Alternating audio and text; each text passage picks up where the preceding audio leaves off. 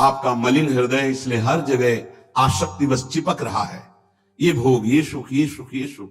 सच्ची कहते हैं, निर्मल हृदय से अगर आप देखोगे तो इस माया रचित बनावटी संसार में सुख कहां है।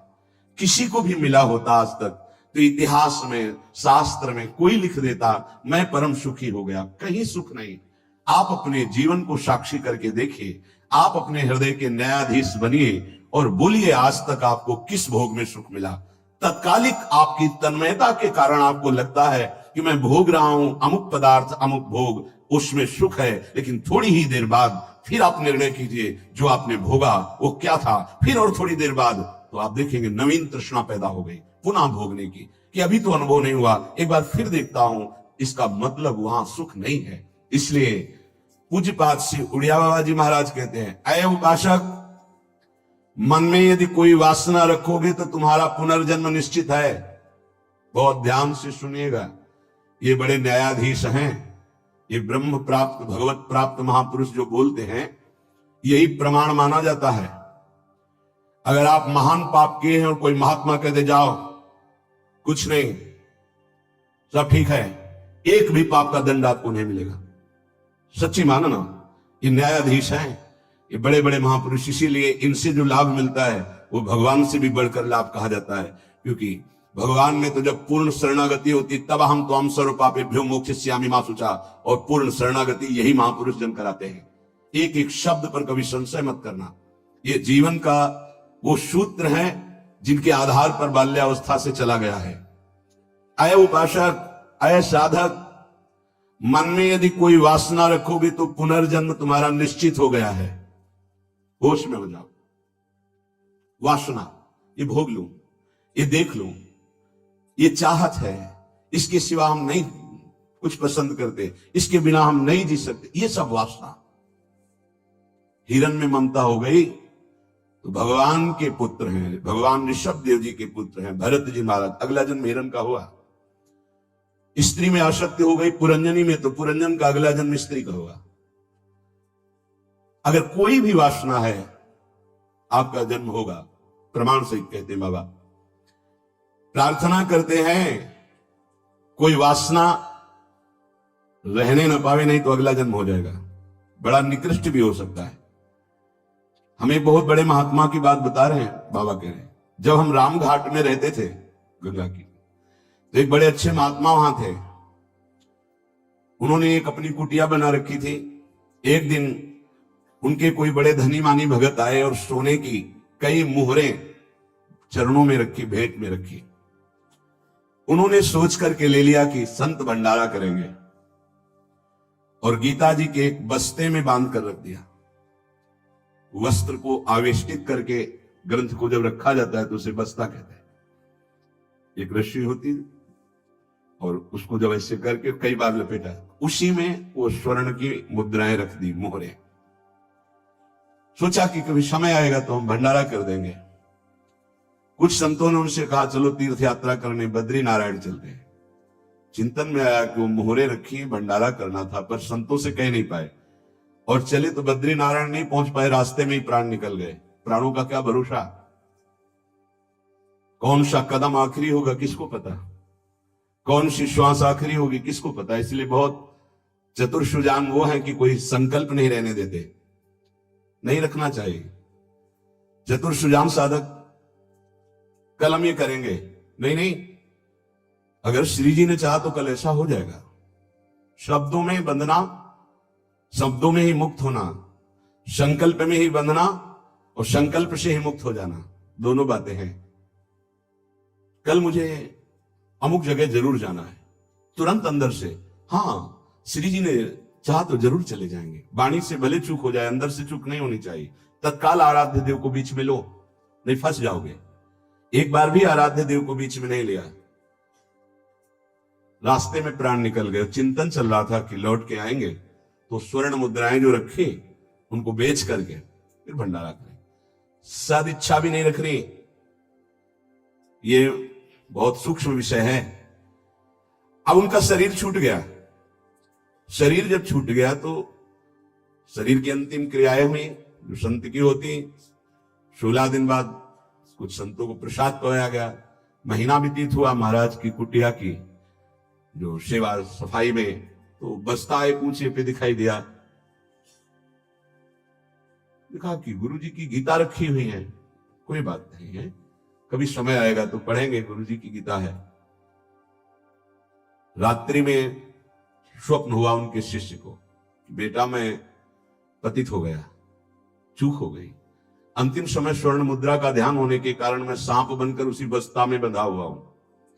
जब तक स्वर्ण मुद्राएं बेचकर संत सेवा नहीं करोगे, मुझे सांप की योनि मिली है। पूज्य पादुड़िया बाबा भी वहीं रामघाट में थे। उन्होंने स्वप्न सुनाया कि ऐसा ऐसा गुरुजी का स्वप्न देखा। तो सब संत एकत्रित हुए, सबके सामने जे भी बस्ता खोला गया, वही नवीन अवस्था का सर्प हड़काड़ के खड़ा हो गया। स्वप्न सच्चा निकला, क्योंकि वो आदेश हुआ था गुरुजी का। वो एक स्वप्न नहीं था, वो एक आदेश था। इसलिए सब संतों को एकत्रित किया था कि ऐसा कुंडली मारे, फन काढ़े उन्हीं स्वर्ण मुद्रा के ऊपर, वही महात्मा जी, क्योंकि स्वप्न में बता चुके थे। उस वस्त्र में देखा गया कोई छिद्र नहीं था जिससे सर्प घुसकर पहुंच सके स्वर्ण मुद्रा तक, क्योंकि कई लपेट होते हैं बस्ता में। ये देखकर सब महात्मा आश्चर्यचकित हो गए कि भाई थोड़ी सी असावधानी हुई कि स्वर्ण मुद्रा का चिंतन बना तो सर्प होकर के गुरुजी को बैठना पड़ा। उस सर्प को बड़े सम्मान, किसी को कुछ नहीं काटा, कुछ नहीं छेड़ा, उसको बहुत सम्मान से आदर पूर्वक जंगल में जाके दुखियों के शिष्यों ने छोड़ा और उन मोहरों को बेचा गया। संत भंडारा हुआ, उनकी जो ही वासना की पूर्ति हुई, ये वासना बन गई थी, ते ही शरीर छूटा उनका और अपनी गति को प्राप्त हुए। इसलिए उपासक, ये सदवासना थी। सदवासना जब बंधन को प्राप्त करा सकती है तो असद वासना कौन कौन सी दुर्गति देगी, ये बहुत सूक्ष्म विषय है। एक महात्मा पधार रहे थे तो वृक्ष के नीचे लेटे थे, ऊपर आम का फल था। पके हुए आम के फल में दृष्टि चली गई, अंतिम समय, तो उसी में कीड़ा बनकर आम के पेड़ में आए। शिष्य समर्थ थे, उनको ध्यान के द्वारा जब पता चला तो उन्होंने फिर भजन बल से अपने गुरु जी का उद्धार किया। कई बार ऐसा देखा गया है कि शिष्य के द्वारा गुरु को भगवत साक्षात्कार होता है। सुतीक्ष्ण जी को पहले से ठाकुर जी का साक्षात्कार हुआ, साथ लेकर फिर अपने गुरु जी के पास साक्षात्कार करवाने प्रभु को गए। बड़ी महिमा है भजन की। गुरु प्रदत्त भजन से बड़ी सामर्थ्य शिष्यों में जागृत हो जाती है। विश्वास करो, विश्वास करो, बाबा 2 बार कह रहे हैं। जो कह रहे हैं उस पर विश्वास करो। कोई वासना मत रहने दो, ढूंढ ढूंढ करके वासना को नष्ट कर दो। तुमसे ना नष्ट होती हो तो गुरुजनों के सामने रख दो, प्रभु के सामने रख दो। प्रभु इस वासना को नष्ट कर दो। देख लो, भंडारे की वासना ने सांप बना दिया, मृग की वासना ने मृग बना दिया, हिरन बना दिया। हमारी इतनी वासना है, हमारा क्या होगा? कभी विचार किया है अंदर बैठ के? कितनी बाजार लगी वासना की। ये सब वासनाएं कट जाएंगी यदि एक सूत्र रख लो, श्री जी की इच्छा। ऐसा करेंगे, हाँ, श्री जी की इच्छा से, अंदर से ऐसा, हाँ, प्रिया जो की जैसी इच्छा, वो तुम्हें बांध ही नहीं पाएगी कोई वासना, क्योंकि प्रिया जो प्रधान हो गई है। उपासक प्रभु को भूल जाता है। जब कोई वासना होती तो अपना ऐसा अंधकार पैदा करती है कि प्रभु को भूल जाता है। जैसे भरत जी भूल गए, जिन प्रभु के स्मरण में बाधा ना पड़ जाए, राज रानी, राजपुत्र और राज्य का त्याग कर दिया। वही हिरन की बाधा को कैसे स्वीकार कर लिया कि प्रभु का विस्मरण हो रहा है, प्रभु की सेवा छूट रही हो, हिरन के दुलार में घूम रहे हैं, हिरन बनना पड़ा। बहुत सावधान। अगर हम सब सावधानी पूर्वक उपासना करें तो इसी जन्म में हम जीवन मुक्त हो जाएं। गुरुदेव, इष्ट, इष्ट का मंत्र और माला, ये साधना की 4 विशिष्ट पद हैं। गुरुदेव, इष्टदेव, इष्ट मंत्र और जिससे माला, जिससे मंत्र जपते हैं, इनमें एक भी नहीं बदलना चाहिए, बहुत जल्दी सिद्ध हो जाएगा। माला ऐसी नहीं कि गंदी हो गई फेंक दी, दूसरी नई माला ले ली, टूट गई वो से, या माला की थैली, दोनों। एक उपासक के पास फटी हुई बहुत मलिन थैली थी, हमने कहा बदल दो ना, नहीं, गुरु प्रदत्त है, या जीवन चलेगी ऐसे। बहुत जल्द से धो दिएंगे, यमुना जी में धो देंगे, बदल तो नहीं सकते, आजीवन के लिए। अच्छा लगा, ठीक है, गुरु प्रदत्त है, इसे बदल नहीं सकते। माला झोली हर रोज नई चमकती हुई, देखो ध्यान दीजिए, गुरु, इष्ट, इष्ट मंत्र और माला, ये चारों बहुत जल्दी परिपक्व अवस्था प्रदान करती है। इनमें से एक भी यदि बदला जाए तो बेविचार दोष उत्पन्न हो जाएगा। गुरु, इष्ट देव, इष्ट मंत्र, मंत्र जपने की माला और माला झोली सहित, इसे खिलवाड़ ना समझे। यदि तुम किसी की माला चुरा लेते हो तो कभी तुम्हें उसके जपे हुए का फल नहीं मिलेगा, और यदि तुम्हारी माला कोई गिर जाए, भूल जाए, कोई चुरा ले, तो तुम्हारे आधे भजन का प्रभाव निष्फल कर दिया जाएगा। ये न्यायाधीश बोल रहे हैं।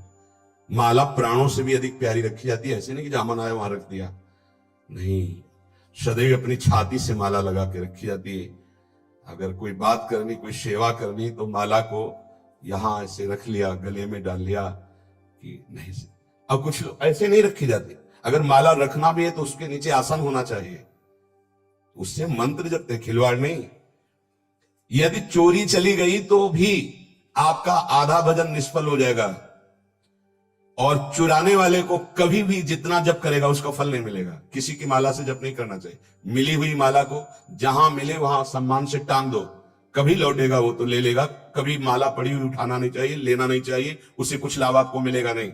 अगर यहां माला पड़ी है तो यही टांग दो, जिसकी माला है अगर वो वापस आएगा तो वहां मिल जाएगी उसको। कभी आप किसी की माला से जप न करें। जो किसी की माला चुरा लेता है उसकी कभी आध्यात्मिक उन्नति उससे नहीं हो सकती। माला, झोली, इष्ट मंत्र, गुरुदेव और इष्ट देव आजीवन एक ही रखे, बदलाव न करे। यावत जीवन इन चारों को एक रखे, गुरुदेव, इष्ट देव, इष्ट मंत्र, इष्ट माला, उपासक बहुत जल्दी परिपक्व अवस्था को प्राप्त हो जाएगा। ये बातें बड़ी गूढ़ हैं, ये आध्यात्मिक सत्संग इसलिए आपको सुनने को मिल रही है।